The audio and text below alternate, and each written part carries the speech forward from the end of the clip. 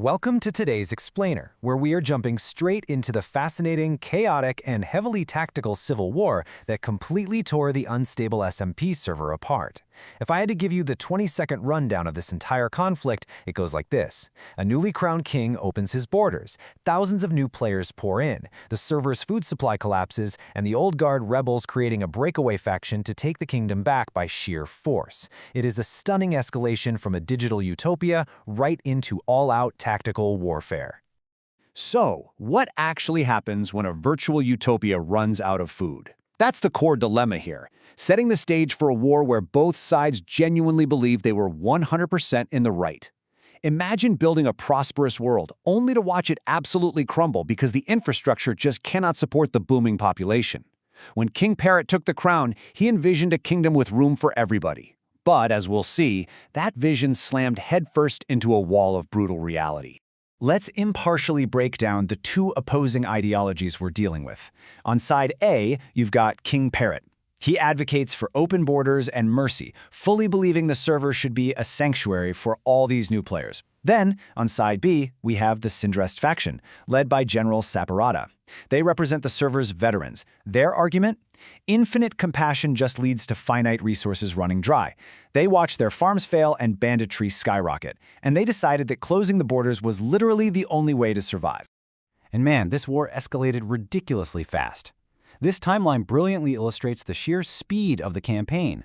Over just 8 hours, we go from the sudden fall of Fort Feather in Hour 1 to a desperate defense at Merchant City, into a stalling tactic at the Mountain Bridge, leading straight into the climactic siege of Highwater City by Hour 8. So, Phase 1, the fall of Fort Feather, and the first strike of the war. What's wildly interesting here is how General Saparata bypassed the fort's heavy ground defenses entirely by taking to the sky. Initially, he sent a single player forward as bait to trigger Parrot's hidden landmines, but that was a total distraction. parrotxd then deployed a massive redstone blimp, dropping troops with slow-falling potions right over the walls. Meanwhile, elite fighters using elytras, like Shubilly, cleared the airspace, basically rendering Parrot's ground cannons completely useless.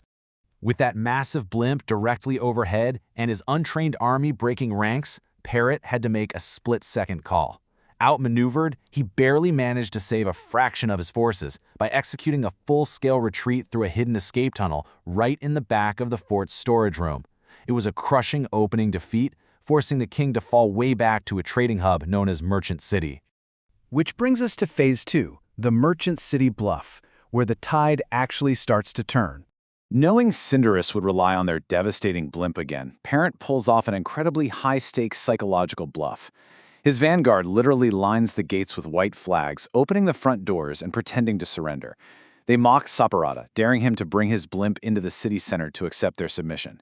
But directly below that exact airspace, Parrot's engineers had hastily built a highly complex, mathematical redstone machine specifically to shred aerial assaults. Now, General Saparata wasn't clueless. As you can hear in this quote, he heavily suspected a trap. But hubris is a dangerous thing, right?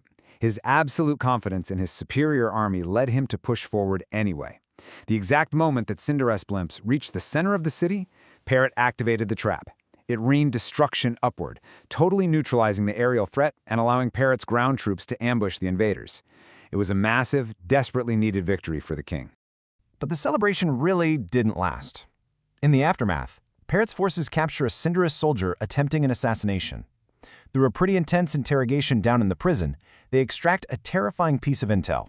The border forts, just stepping stones. parrotxd's true, ultimate objective the whole time was a location called Highwater City.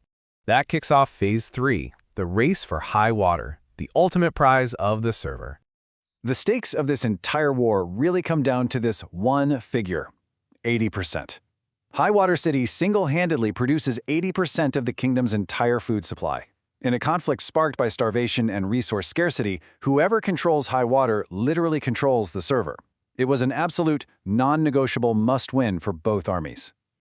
To protect this absolute lifeline, Parrot tasks an engineer named parrotxd to build a weapon capable of stopping the entire parrotxd army.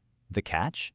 parrotxd needs at least 6 hours to actually build it, so Parrot and his top fighters have to leave the city, ride out to meet the advancing parrotxd army head-on, and buy those precious hours.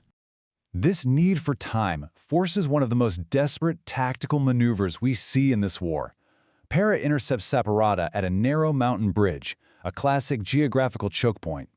Here, they used explosive TNT minecarts to shatter Cinderust's tightly packed shield walls. It turned into a brutal, inch-by-inch meat grinder, where an entire battalion, the Legion of Law, practically sacrificed themselves just to slow the march and buy the engineers a few more minutes. Right in the middle of this chaos, Parrot is confronted by former allies fighting for the enemy, and Lombidi's words here perfectly highlight the Cinderist grievances. They weren't just fighting to be the bad guys, they were fighting because they'd watched their friends literally starve. They genuinely felt Parrot's open-door policies had made the server completely unsafe and unlivable. And we finally arrive at Phase 4, the Siege of High Water, the final stand. Right before the siege begins, the two leaders meet for a parley, giving us this stark look at their conflicting philosophies. Parrot pleads for time, arguing the digital world is infinite and they can build a system for everyone. Saporada completely rejects that, pointing to his starving friends and arguing that resources are finite and must be fiercely protected for the people who actually built them up. Negotiations fail, naturally. But thanks to the delay, High Water City had become an absolute fortress. 4C's Redstone engineering created an impenetrable two-pronged defense. They had this upper arrow cluster cannon that fired massive volleys triggered by just throwing a snowball, paired with lower artillery to stop ground assaults. Plus, Parrot had thousands of reinforcements on the way. When Cinderust finally pushed forward, the trap sprang perfectly. That mathematical arrow cannon instantly wiped out a staggering 70% of the Cinderust army in a matter of seconds. For a moment, it really seemed like an overwhelming, definitive victory for King Parrot. But it wasn't over. Phase 5, a tactical sacrifice and Saporada's wildest gambit. Knowing he was massively outgunned, Saporada executed a chillingly brilliant three-step counter-strategy. He intentionally led a doomed ground charge, basically sacrificing his own infantry to draw all of Parrot's fire. That massive distraction created a tiny, split-second opening for his elite saboteurs, like flame frags, to sneak underneath and literally blow up the artillery cannons. With the guns silenced, Saporada drops heavy-hitting Elytra mercenaries from the sky to hunt down the commanders. The result? Total, unmitigated chaos. Without their artillery, Parrot's leadership completely broke down. They had to sound a full evacuation, abandoning the city entirely.